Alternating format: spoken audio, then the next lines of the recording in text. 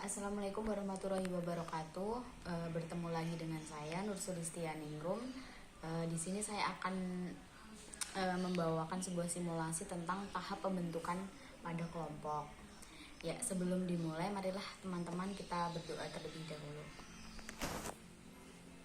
Baik, cukup sekian ya. Ini kan baru pertama kalinya kita bertemu. Belum pernah nggak sih kalian itu melakukan layanan tentang bimbingan kelompok? Oke, apabila belum, Ibu akan memberikan pengertian tentang bimbingan kelompok.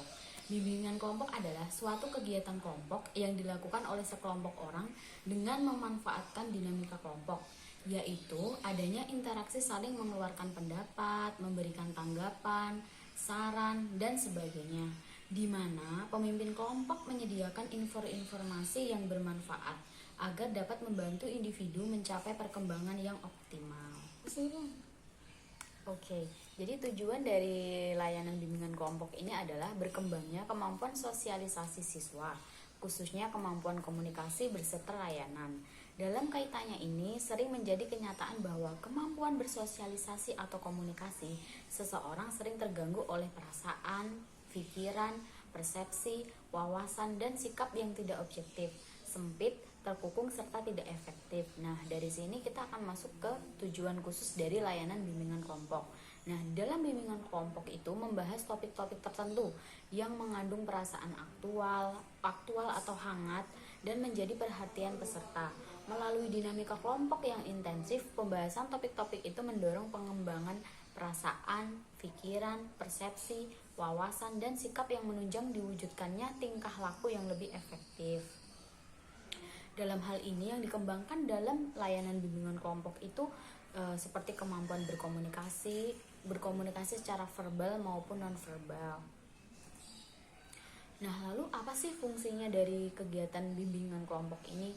Yang pertama yaitu memberikan kesempatan yang luas untuk berpendapat dan memberikan tanggapan tentang berbagai hal yang terjadi di lingkungan sekitar. Lalu yang kedua, mempunyai pemahaman yang efektif, objektif, tepat, dan cukup luas tentang berbagai hal tentang apa yang mereka bicarakan. Lalu yang ketiga, menimbulkan sikap yang positif terhadap keadaan sendiri, lingkungan, serta yang berhubungan dengan hal-hal yang mereka bicarakan di dalam kelompok tersebut. Lalu ada menyusun program-program kegiatan untuk mewujudkan penolakan terhadap sesuatu hal yang buruk dan memberikan dukungan terhadap sesuatu hal yang baik. Lalu yang terakhir adalah melaksanakan kegiatan yang nyata atau secara langsung untuk membuahkan hasil sebagaimana apa yang mereka programkan sebelumnya di dalam layanan bimbingan kelompok tersebut. Lalu di sini ada di dalam layanan bimbingan kelompok ini adanya asas kerahasiaan. Nah, yaitu asas kerahasiaan itu adalah segala sesuatu yang dibahas dan muncul di dalam ketika kelompok hendaknya menjadi rahasia kelompok. Jadi hanya pimpinan kelompok dan anggota kelompok yang mengetahui rahasia tersebut. Lalu ada asas kesukarelaan, yaitu yang dimulai sejak rencana pembentukan kelompok oleh konselor. Nah, ini biasanya dilakukan kepada semua anggota kelompok maupun pimpinan kelompok. Lalu ada asas keterbukaan, yaitu terkebukaannya adalah dari data diri anggota kelompok tersebut yang diperlukan sekali dalam membaca situasi atau membaca asesmen yang ada di dalam layanan bimbingan kelompok tersebut. Lalu ada asas kenormatifan, yaitu asas di mana setiap anggota kelompok harus menghargai pendapat dari anggota kelompok tersebut. Nah, lalu kapan sih bimbingan kelompok ini akan dilaksanakan?